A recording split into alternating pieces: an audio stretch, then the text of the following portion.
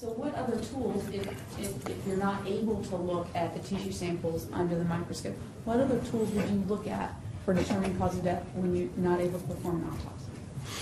Well, medical records, we'd want to do a review of the medical records, see what the records, state, radiology, if we're speaking about cancer, you want to know what type of radiology was done, CT scans, MRIs, etc. Where is the cancer located? Where are they seeing it? What are they seeing? How big is it?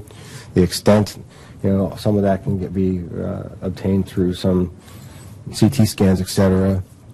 Sometimes they'll do some blood tests. There's things called tumor markers. They're not very good at diagnosing, but if we have nothing else, it might help us lean one way or another towards certain types of cancers. If the genetic testing was done, that's always something that we can look at to help. If it's kind of unusual these days, but sometimes they're doing it more and more, especially with tumors. As a forensic pathologist with all of these tools, how do you compare your perspective to the perspective of a treating physician? To someone who's actually in the process of treating someone with an illness? Well, we have an advantage, and we do it after, a treating physician is trying to make a diagnosis so that they can do the right treatment or figure out what the best way to do the treatment is. In our case, we're just making a diagnosis, trying to determine what something is and why the person died. In using this list of tools, did you try to use these tools in this case as you evaluated whether you could determine the cause of Mrs. Adamson's death? Yes.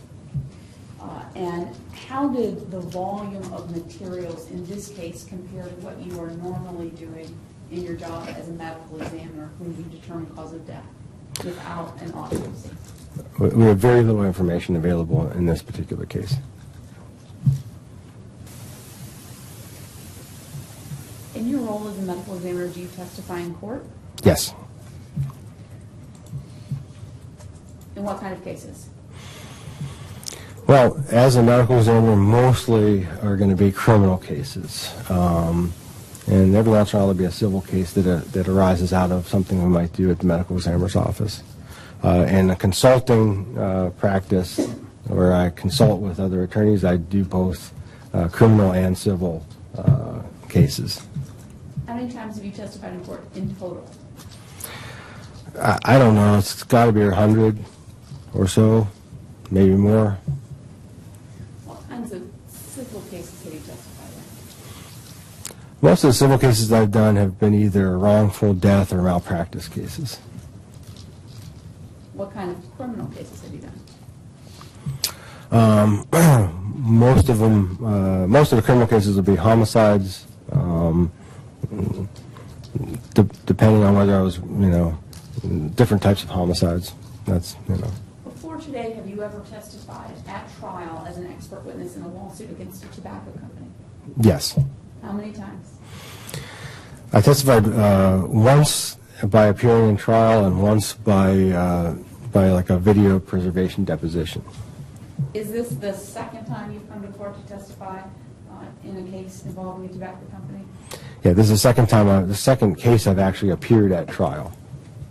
And have you given depositions in cases involving tobacco companies? Yes. How many times? I believe it's 10. And in each one of those, in 3 of those cases, so this being the 3rd, I also testified in trial. Do you typically work on Wednesdays? Yes. If we finish early enough, are you going to go back to work today? I'm considering it, yes. Are you charging for your time that you spend on this case? Yes. How much are you charging per hour? $400. And how much have you billed to date working on this case? I believe it was about just over $18,000 I've billed so far. Did you have any involvement with Mrs. Adamson's care or treatment while she was living? No. Did you have any involvement with Mrs. Adamson's body in any investigation, anything that happened post-mortem before this lawsuit? No. what materials do you base your opinions on that we're going to talk about today? Well, there was hospital records from Rhode Island Hospital. That was the main thing. There's a death certificate. We have some interrogatories, depositions of her daughter and two sisters. And I read, but really didn't rely on depositions of some experts for the plaintiff. Are you also relying on your knowledge, training, and experience? Yes. And did you bring a slide outlining the medical records available to you for review? Yes. Ms. Portia, can you bring that up? And so on the left side, are these the medical records that you just outlined for us? Yes. What's on the left side of the demonstrative? It's basically saying most of what we would normally review and most of what I would normally review is not available.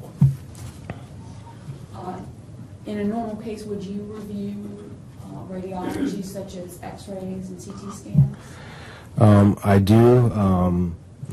Sometimes I'll just review the reports depending on the case. Sometimes I'll actually ask to review the actual films themselves or the actual radiographs themselves. But yes. Okay. Were either the films themselves or the radiology reports available for review in this case? No. Would you typically review pathology tissue if that was available? Yes. Was it available in this case? No. If pathology tissue is not available, do you look at pathology reports? Yes. Would you look at the pathology reports even if the pathology tissue was available? Yes.